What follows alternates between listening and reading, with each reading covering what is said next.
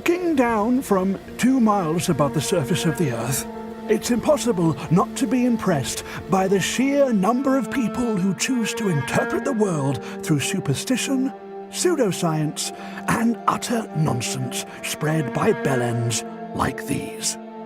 No amount of chakra realignment will cure what these people have.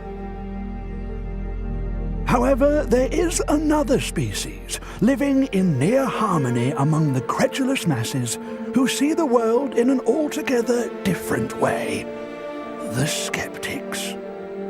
This rare creature swims against a seemingly overwhelming tide of irrationality in a quiet and almost entirely ineffectual way.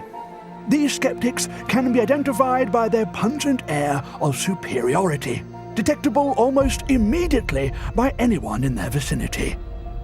The skeptic is notable not only for their ability to pick out flaws in someone else's viewpoint, but they are also able to explain why their interlocutor's entire approach to arguing is wrong, irritating them beyond belief. However, these skills come at a price, as the skeptic has long since lost the ability to know when to just shut the fuck up and let things go. This proves especially problematic should a potential mate mention what star sign they are, or how they're not religious exactly, just spiritual. In fact, for the skeptic, finding a partner can be a process that is fraught with problems. Either the skeptic must find a partner who is similarly rational, or, more commonly, mating pairs come to agree on an ever-expanding list of things never to talk about. Although, in time, agreement on 1 or 2 topics can be achieved. While mostly diurnal, after nightfall, the skeptic can be active for hours should he or she become aware that somebody, somewhere, is wrong on the internet. This curious ritual of arguing on social media achieves very little. Yet they will continue to meticulously build and nurture this argument for several days, in some cases, long after it is dead.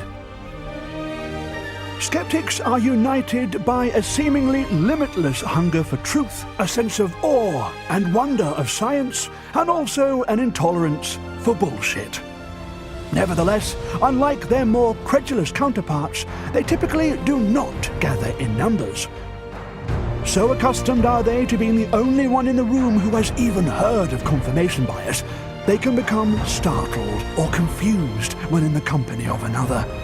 However, once a year, skeptics from all over the land begin a long and arduous migration. Risking everything, they set aside their humdrum lives to brave the inhospitable environments of Virgin trains, budget airlines, even the megabus. For some, this is a gargantuan journey with little or no rest. With only intermittent access to Wi-Fi, they may be forced to go hours without telling someone that anecdotes don't count as data. It is only when they arrive, finding shelter from Manchester's year-long rainy season, that these intrepid skeptics can relax. Sadly, many will not make it, because tickets sold out in July. But for the lucky ones, their journey is over. They have made it to the largest gathering of skeptics in the world. This is QED.